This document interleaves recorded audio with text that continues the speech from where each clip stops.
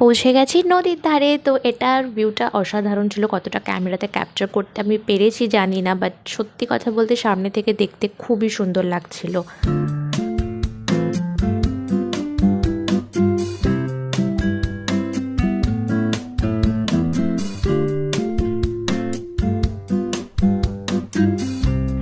তো নদীর ধার থেকে ঘুরে বাড়ি এসে ফ্রেশ হয়ে ঘুমিয়ে পড়েছিলাম, আর ঘুম থেকে উঠেই দেখতে পাচ্ছ বসে পড়েছি খেতে।